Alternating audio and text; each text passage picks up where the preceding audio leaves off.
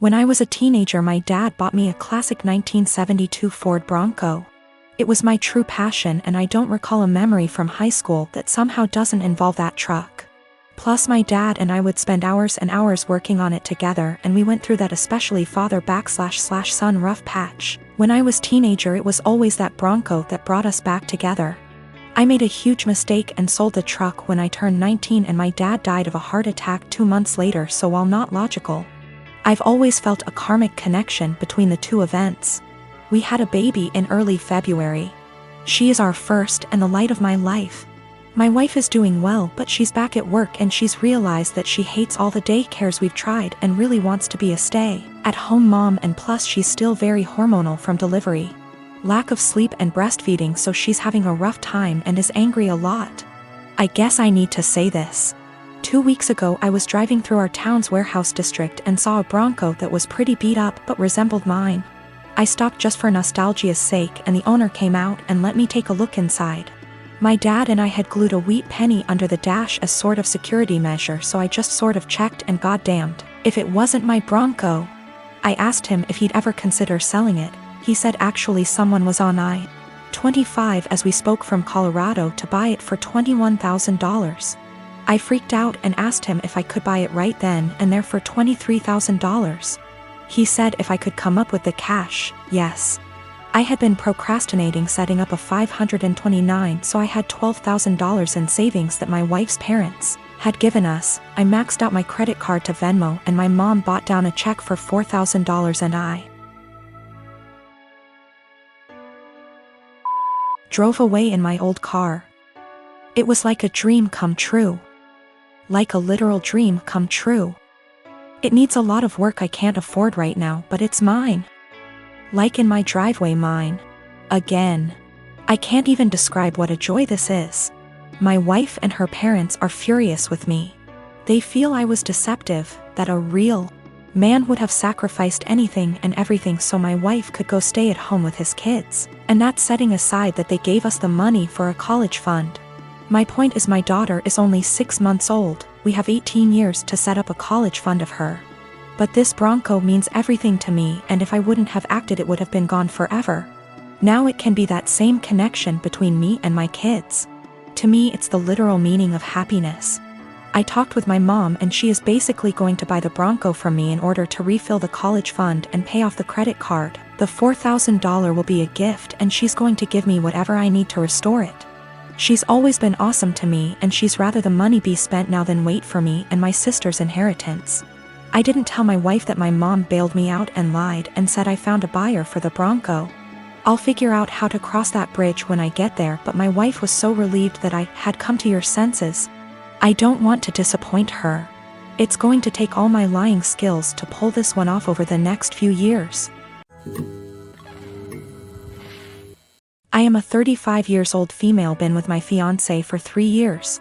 We both work and we both share rent and other expenses. But my fiance is currently looking for a new job. He lost his old job 3 months ago. My family lives 30 minutes away, and although it's been difficult this year, I decided to get my brother, who has a chronic condition and struggled a lot lately and was in the hospital for a few days for anemia. The one thing he's been wanting for some time. I got him an Xbox that cost me $300. He was so happy, and I'm glad I was able to cheer him up during those times. My fiance received a few gifts from his family, but he wasn't happy with any of them. I got him a perfume and he liked it. We were visiting my family and we had dinner with them. My fiance looked at the Xbox I got for my brother and didn't stop talking about it. My parents noticed. I told him to stop complaining about what he got / didn't get this year. That made them uncomfortable, especially since they've been dealing with my brother's health issues and needed to relax. We got home and my fiance took something from the closet and left for about an hour. I was asleep when he came back. In the morning, I was surprised to find my brother's Xbox in the closet. I woke him and asked him about it. Turned out he dropped me off, drove back to my family's house, and exchanged the gift his aunt gave him, a $14 fancy pen, with my brother's Xbox. He said that my brother was happy to exchange gifts. I was so mad. I told him this wasn't for him, and he basically took something that is not his. Not to mention a pen for an Xbox. that's ridiculous. He told me that maybe I shouldn't have spent $300 while trying to pay for rent. I told him as long as I can pay rent that's not a problem. And that he needs to find a job if he thinks my money isn't enough. I called my mom and I found out that they didn't actually exchange gifts. My fiance pressured my brother into giving him his Xbox.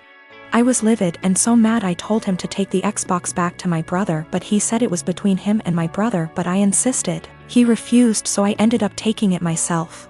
My fiance argued when I took it and said that I was pressuring him and treating him poorly and have no respect for his feelings.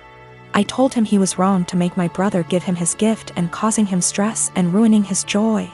I apologized to my brother and my parents and I felt awful because of how my fiance behaved. My fiance isn't talking to me saying that I have no consideration for his feelings and not understanding how he feels, not having money to buy himself the things he likes. I'm surprised because he has never done anything like this before.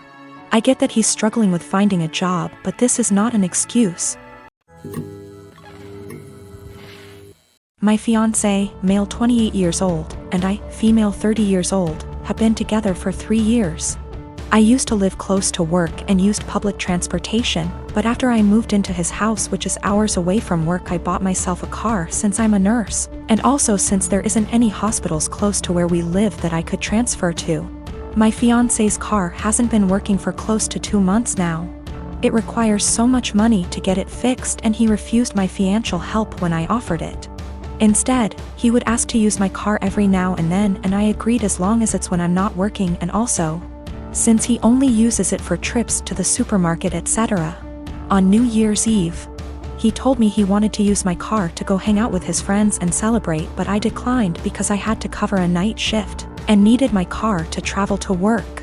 He insisted and even suggested I take the night off or swap shifts with another nurse, but I couldn't do that last minute. I thought he dropped it then, but when I went into the shower and got out I couldn't find him nor my car. I freaked out and started calling for half an hour, but he didn't answer me. I tried again till one of his friends picked up. I demanded he give the phone to my fiance, but he said they were out and confirmed that he took my car and told me that my fiance said that it's better that I skip my shift and he'll be back with my car later. I couldn't take it. I felt so enraged. I had my fiance on the phone telling him I did not consent for him to take my car to go hang out with friends, and said I'd call the police to get it back if he refused to come back with it. But he didn't take me seriously, so I ended up calling the police, and he and his friends were picked up at the bar where they were hanging out, then were taken to the police department. I got my car from there and still went to my shift. My fiance was let go hours after I left, and he blew up my phone with missed calls and texts about how I was out of my mind to call the police on him and put him in this situation. I did not respond, but when I got off work the next day we got into an argument and he said he couldn't believe I'd do this to him, but I told him he made me do this, to which he responded that I was petty and callous because not only did I ruin his New Year's celebration, but all his friends aren't speaking to him after I put them in this situation as well, and he then kept giving me silence about it. I did consider this a form of theft, especially since he went behind my back after getting a no from me. But he was shocked that I'd even imply that he was a thief and said what's yours is mine and vice versa, so I shouldn't be using the terms theft and stealing. My fiancé, James, and I have been together for 3 years, planning a wedding for October 2016. A few months before we met, James bought a brand new home in a newer subdivision. We recently refinanced it and added my name.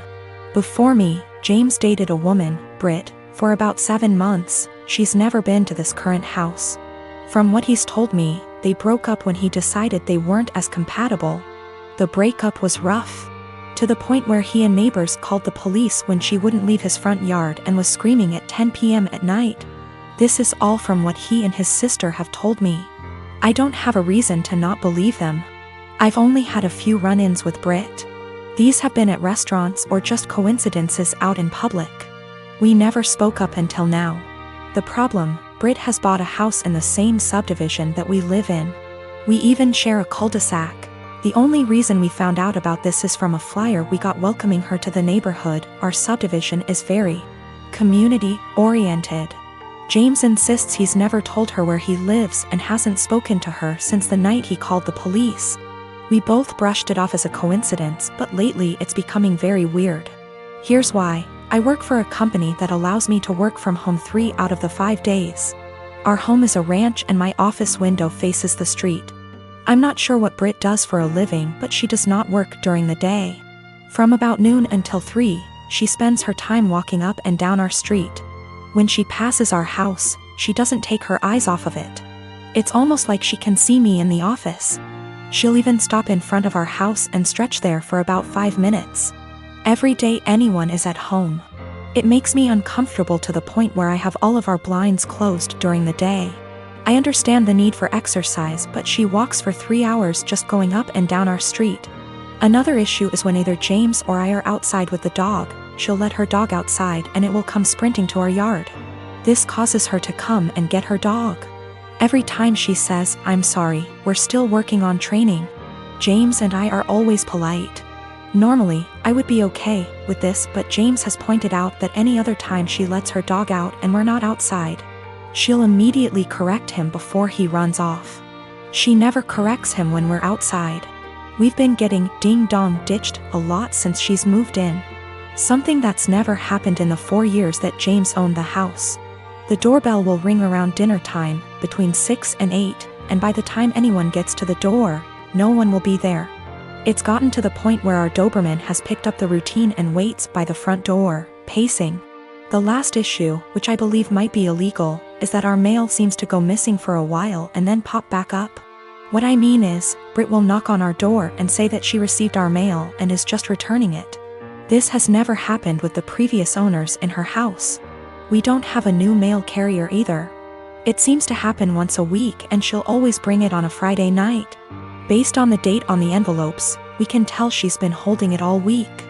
This has pushed James over the edge because she had our water bill, which resulted in us being 2 days late on the payment. James is neurotic when it comes to paying bills. Every time I have to convince him not to go over and yell at her because we haven't actually caught her taking it out of our mailbox as much as I try to monitor it. She usually gets 2 days worth of mail because those are the days I'm not working from home. The other days I get it right away. I'm not sure what to do at this point. I don't want to piss her off by confronting her, but how can I get her to stop? She's making us nervous and I feel uncomfortable in my own yard most of the time because I know she is watching. I know this sounds strange, but I'm not sure if I can legally do anything about it. I don't have anything against her, it's just becoming an annoyance.